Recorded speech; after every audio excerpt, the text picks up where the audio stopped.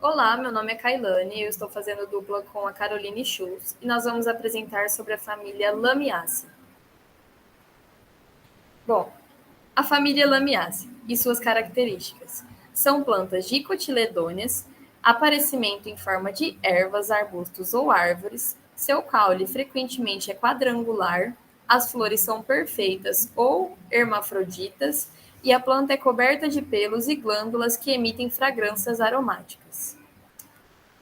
A gente vai falar da lavanda, que é uma planta da família Lamiaceae. E antes de apresentar as características morfológicas, a gente vai apresentar um pouco das suas características gerais e da sua história. A lavândula é derivada do latim lavare, que significa lavar, referindo-se ao uso dessas plantas aromáticas em banho, amplamente cultivada desde os tempos antigos. Logo, há muitas lendas associadas a essas plantas. O uso da lavanda é praticado atualmente com base no conhecimento empírico. Bom, por mais que no Brasil este conhecimento e utilização popular ainda é incipiente, este uso é oriundo de um conhecimento empírico, com pouca fundamentação científica que comprove as reais propriedades farmacológicas dessas plantas. Pode ser utilizada na medicina popular, na fitoterapia, cosmetologia, fragrâncias, paisagismo e culinária. Um exemplo dela sendo utilizada na medicina popular é que suas flores e frutos, na verdade, suas folhas e flores, são utilizadas devido às suas propriedades antispamódicas, diuréticas, estimulantes e sedativas. Ela também pode ser utilizada na forma de chá e na preparação de tintura ou extrato alcoólico. Os extratos de lavanda são também utilizados na indústria alimentar devido aos seus efeitos nutracêuticos e também em indústrias cosméticas e na perfumaria. É muito usado o seu óleo essencial que é extraído das pétalas. Apesar disso, estudos científicos a nível mundial estão sendo realizados cada vez mais intensamente para verificar e conhecer as propriedades terapêuticas da lavanda.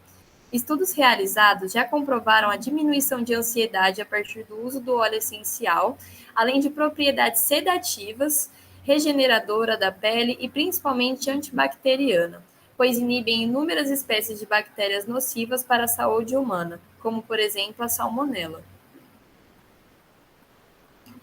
A lavanda, a gente usa bastante um termo para a gente se lembrar do reino, filo, classe, ordem, família e gênero.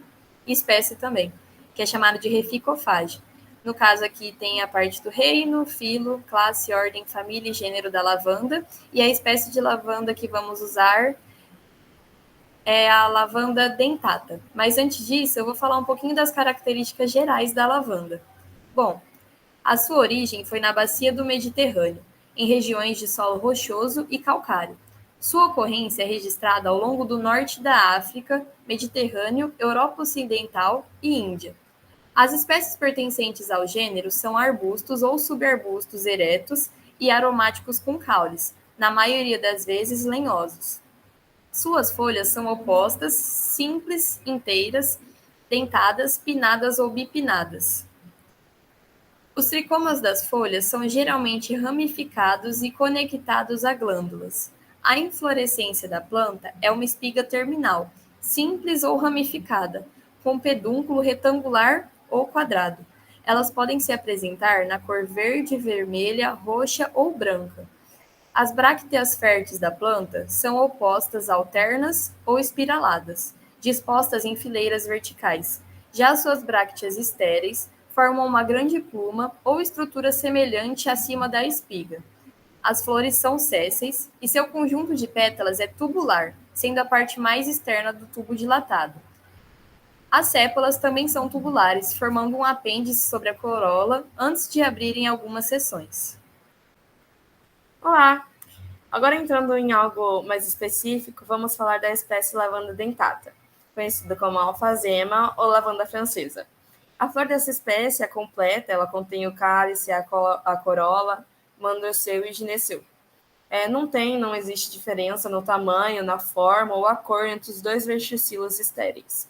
Essa flor é gamosépala, o que significa que ela tem as sépalas unidas, e nesse caso ela também é gamopétala, onde tem as pétalas fundidas em uma única estrutura.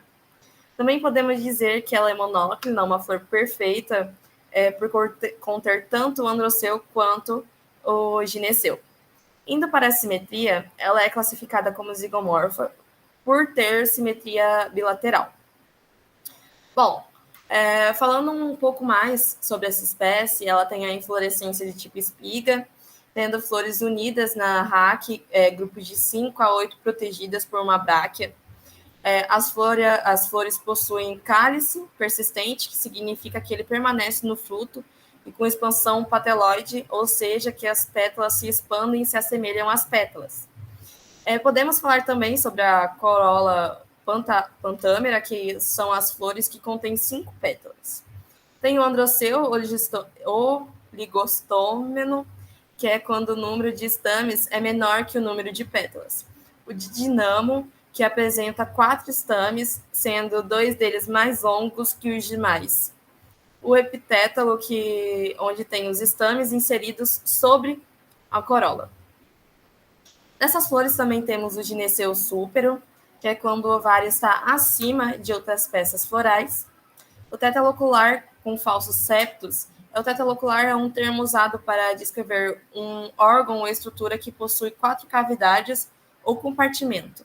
E os falsos septos seriam as falsas paredes que separam essas cavidades. O nectário basal é uma glândula nectífera que se encontra na base das folhas de algumas plantas. E as brácteas são as estruturas foliáceas associadas às inflorescências das angiospermas. Passando aqui, a gente tem um desenho da morfologia da lavanda. Aqui a gente tem uma setinha. Onde eu estou apontando aqui é a antera, e logo embaixo é o filamento. Aqui temos a corola, o cálice. Aqui temos um fruto. A parte aérea desse caule é lenhoso e ereto. Aqui, passando para o outro lado, as flores são curtas e distantes uma das outras. O filete é inserido na base do ovário e ele é do tipo filiforme. Aqui nós temos, o ovário, o estilo e a estigma. A estigma que seria aqui em cima. Aqui tem o ovário, que é formado por 2 carpelos, que é o ovário bicarpelar, tetalocular, com a presença de falsas divisões, como a gente falou no slide anterior. Aqui temos o cálice, que é gamosépalo, também já dito, e ele é composto por cerca de 13 a 15 nervos. Bom, aqui a gente tem um pouco de fruto, a gente não vai falar sobre fruto nessa apresentação, por conta de ser mais a morfologia da planta. Aqui, mas a gente tem um fruto esquizocarpo, composto por 4 núcleos, ele é glabra e liso. Aí, aqui passando, a gente vai falar um pouquinho sobre dispersão, que é uma parte muito importante também. A dispersão é feita por antropocoria, que é a disseminação voluntária ou não das plantas. Ela pode ser de plantas daninhas ou cultivadas e é feito pelo homem, no caso, essa dispersão. Essa dispersão pode ocorrer por sementes, estacas, que seria envolver uma parte da planta na estaca, onde vai ser plantada no solo e com o tempo ela vai desenvolver raízes e começar a crescer como planta independente. Também tem por divisão da planta, que consiste em dividir um tufo por extração da bola de raiz e cortando em peças. A semente dessa planta pode ser colhida após elas murcharem.